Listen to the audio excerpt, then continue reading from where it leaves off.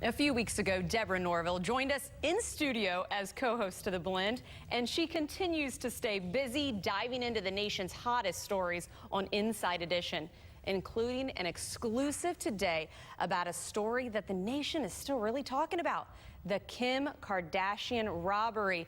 Welcome, Deborah. How have you been first? I've been great, and I have to say the robbery was maybe a welcome distraction to the craziness of the political campaign, which everybody is also talking an awful lot about. But today on Inside Edition, we've got a really cool interview because there are really only two people who know what happened during that robbery in Paris when Kim Kardashian was relieved of millions of dollars of jewelry. One, of course, is Kim Kardashian. The other is the concierge who was on duty that night. Of course, the bad guys know what happened, but they're not talking. And our Megan Alexander flew to Paris to talk with the concierge to find out exactly what happened. And one of the things he did was show us how they bound up Kim's hands, and you can see it being demonstrated right there. The thing about it is, he says, this is pretty much exactly how they did it.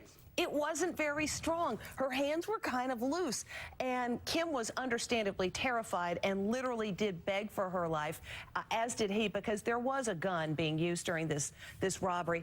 But the thing about it is, there was all this speculation that it was an international jewel heist. The Pink Panther ring was a part of this.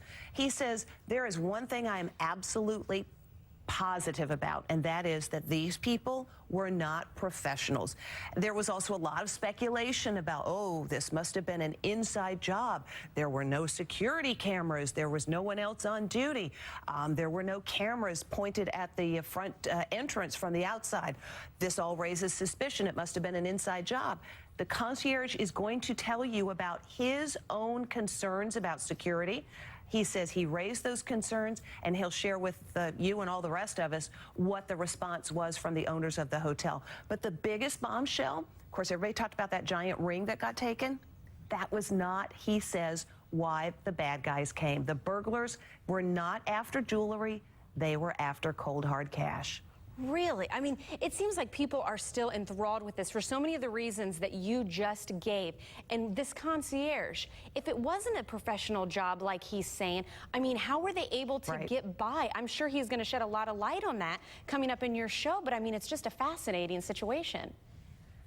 What's really interesting, and I've read the transcript of every word this man says, and of course the piece is being edited, and as you know, I don't know exactly what we're going to have on today or what we're going to have on tomorrow, but one of the things that struck me was the idea that concerns have been raised about the security as it existed, and there were no changes according to this man's interview. That's an issue for the insurance company when they've got, you know, somebody's making a claim on that ring and someone's going to have to pay up for it. So that is a big concern. I'm curious, the concierge, I mean, for him to be giving so much information, does he still have a job or has ties been severed there?